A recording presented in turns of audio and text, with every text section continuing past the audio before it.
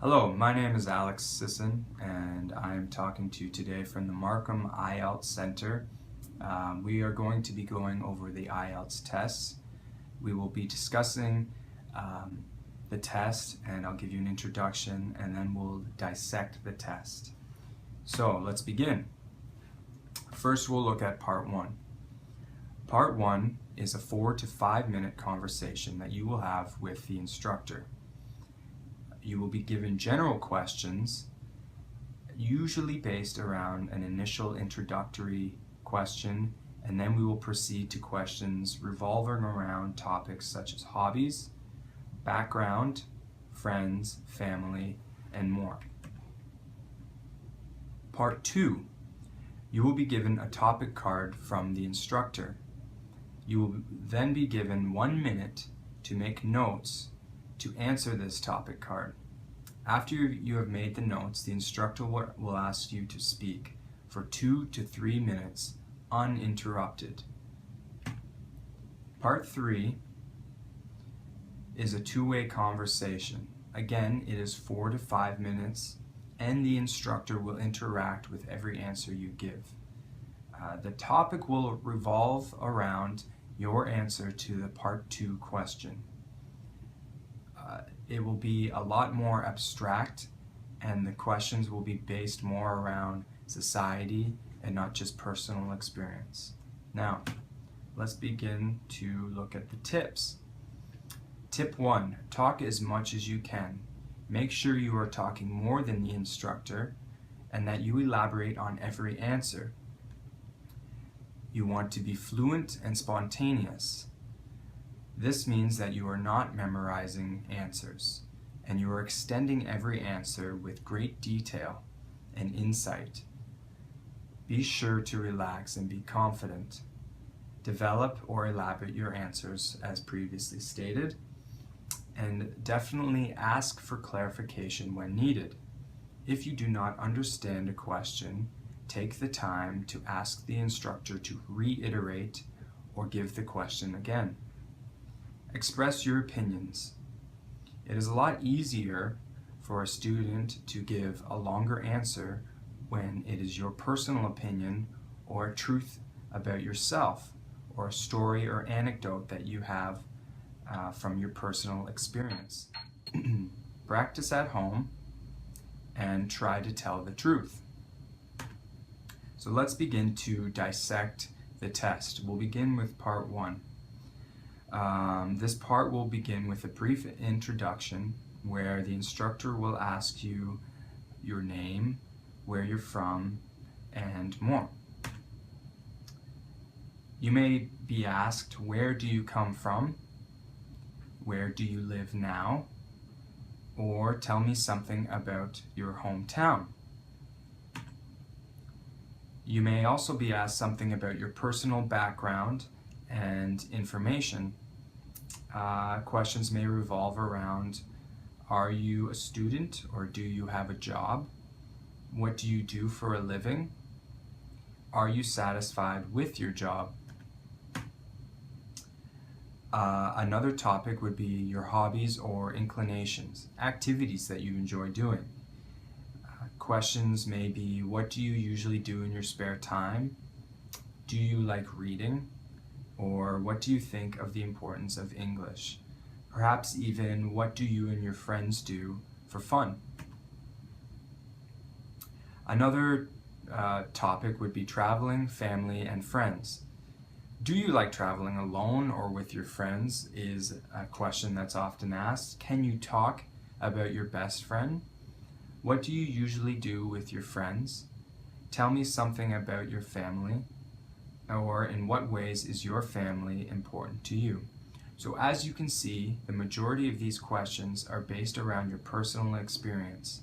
So it is important that you reflect and attempt to give the truth in a fluent and spontaneous manner. We then move on to Part 2. Again, Part 2, students will be given a topic cue card. They will have 1 minute to make notes and then are expected to talk for 2 to 3 minutes uninterrupted. What this means is that the instructor will not interact with any of your answers. and you will be expected to more or less give a 2 to 3 minute speech. A helpful hint for part 2, and something that we stress, is that you consider the 5 W's: the what, the when, the where, the who, the why, and the how. This will help you to strengthen your answer and to extend it so that you will be able to fill the 2 to 3 minute time period with ease. An example may be a question such as, or a topic such as, describe a game or sport you enjoy. You will have the 1 minute to reflect and write notes, brainstorm, and then you may want to consider what kind of sport it is that you enjoy playing, who you play it with, where you play it, and explain why you enjoy playing it. You may also want to share with the instructor, how does one play this sport? The answer to the previous topic may be given such as, I enjoy playing various kinds of brain games online. So as you can see here, it has the where. This person considers the where of the games that they are playing. There are a number of different websites, again, where I visit on a regular basis in order to play these games by myself. The objective of the games is to exercise different areas of your brain. This student has already, within the first 2 to 3 sentences, considered the where, the what, and the how. Now it is up to this student to continue to be spontaneous, fluent, and extend their answer as to fill the 2 minute time. If we move down to the bottom of the answer, we see in the bolded red, in fact, one of my favorite games is supposed to be the best for brain fitness. It involves solving a number of simple math problems using addition, subtraction, multiplication, and division as quickly as possible. I really hope these games will enable me to preserve my intellect and my memory into old age. This person again has extended their answer with the how of the game and what it can do to them and to society. It is this point that the student should expect to share in part 3 this answer as it relates to society. Now we move on to part 3. The instructor, as previously mentioned, will elaborate on an idea or topic revolving around your answer from part 2. An example would be, do you feel that young people spend too much time in front of a screen? Are games an important pastime for society? Or does it allow us to escape from our everyday lives? It is in this section that the student really needs to understand the importance of being spontaneous. The answers that you will give will revolve around the topic 2 and how it relates to society that we live in. Now, before we end this session, I want to go over the tips again. The first one, talk as much as you can. You want to talk more than the instructor.